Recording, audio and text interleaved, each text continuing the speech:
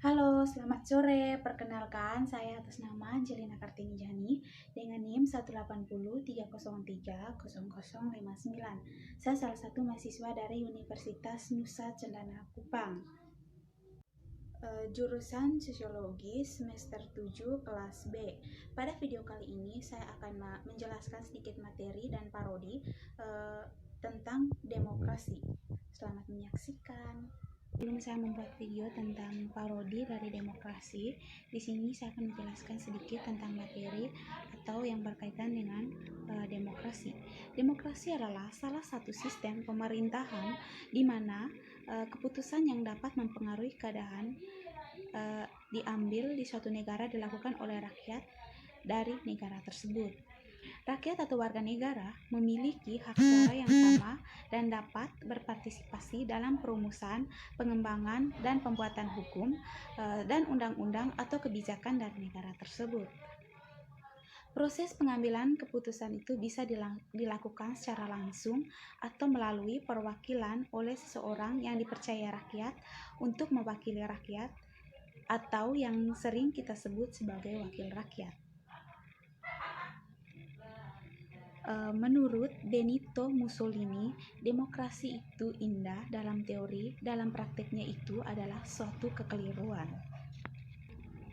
Sedangkan menurut Aristoteles, demokrasi adalah ketika orang yang miskin yang berkuasa dan bukan orang-orang berada. Dan menurut Abraham Lincoln, demokrasi adalah sistem yang diselenggarakan dari rakyat, oleh rakyat, dan untuk rakyat. Konsep demokrasi pertama kali muncul sekitar tahun 507 sampai 508 sebelum Masehi oleh seorang pembuat undang-undang dari kerajaan kuno yang bernama Cleisthenes. Pemerintah negara modern saat ini lebih mengadopsi demokrasi ala Romawi dan bukan Yunani karena penerapan sistem demokrasi di Romawi lebih menyeluruh dan membentuk karakter dari negara mereka ketimbang penerapan demokrasi oleh bangsa-bangsa lain. Baik, sedangkan pada buku keempat ini, di sini saya akan menjelaskan tentang demokrasi aneh yang mencakup keinginan, disforia, dan politik tubuh. Buku ini karya dari Daniel D. Miller. Pada bagian pertama di sini menjelaskan tentang keinginan disfori membayangkan tubuh sosial. Sosial sebagai tubuh telah berfungsi sebagai sarana utama untuk membayangkan masyarakat sepanjang sejarah barat. Metamorfora ini secara konsisten mengungkapkan di posisi untuk yang tepat, hampir selalu hierarkis, sosial, dan politik memesan. Ini bukti dalam pengandaian penting tentang perwujudan yang mendasarnya metafora, yaitu bahwa tubuh secara alami didefinisikan oleh norma normatif. Bentuk yang tepat memberikan cita-cita yang dengannya ekspresi lain dari perwujudan diukur dan dievaluasi. Tema-tema urutan yang tepat dan morfologi normatif berhubungan langsung. Morfologi normatif tubuh mengharuskan setiap anggotanya berada di tempat yang tepat. Kesatuan organik tubuh tergantung pada pemesanan yang tepat dari para anggotanya. Untuk mengulangi makna metafora sosial sebagai tubuh secara konsisten menyatakan disposisi untuk tatanan sosial dan politik yang tepat dengan semua kekuatan normatif tersirat dalam istilah itu. Selama perkembangannya, dua penekan luas mencerminkan logika yang tepat tetap konsisten. Berikut pada bagian kedua di sini saya menjelaskan tentang menjelajahi fantasi demokrasi kuar. Dia menyimpulkan refleksinya dengan menyindir oposisi mendasar terhadap konsep tubuh politik, menulis ide dari tubuh politik sekarang harus diganti dengan gagasan aturan konstitusional undang-undang yang menurutnya undang-undang dasar menjadi hasil musyawarah dari majelis konstitusi yang mewakili kehendak rakyat yang bertujuan untuk membatasi, mengendalikan kekuasaan yang berdaulat.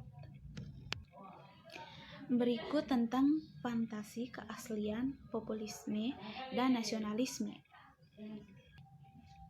Baik, dalam konteks ini, populisme tidak didefinisikan oleh kelompok yang terpinggirkan atau yang tertindas. Secara historis, menurut partisipasi politik dan perwakilan dalam sistem dari mana mereka telah dikecualikan. Ketika diartikulasikan dengan populisme mayoritas, nasionalisme berfungsi untuk mempertahankan otoritas sosial dan politik dari mereka yang diakui sebagai bagian dari sejarah bangsa dengan menggolongkan identitas kewarganegaraan dengan identitas nasional. Bentuk-bentuk yang sedang kita bahas, nasionalisme, populisme, dan artikulasinya bersama-sama dalam bentuk nasionalisme kerakyatan mengungkapkan disposisi terhadap pemaksaan dan pemeliharaan tubuh sosial normatif morfologis, tubuh di mana orang-orang asli yang juga merupakan anggota nyata dari komunitas nasional menjalmakan otoritas. Berikut tentang diaspora Amerika. Baik, pada bab ini akan mempertimbangkan yang paling signifikan ekspresi populis nasionalis yang penting di Amerika Serikat kontemporer, negara-negara Kristen alisme. Yang pasti, sifat identitas nasional Amerika dipertentangkan ditandai dengan konsepsi bersaing. Sementara nasionalisme Kristen kontemporer mewakili artikulasi identitas Amerika. Itu bisa dibilang yang paling sosial dan signifikan secara politik saat ini. Dalam ekspresi keinginannya untuk tubuh sosial normatif morfologi, nasionalis mengungkapkan keinginan untuk objek yang mustahil, yaitu untuk tubuh yang belum pernah ada, tetapi fantasi ini ditanggap visceral yang diberikannya bukan serta mata dominan hak politik.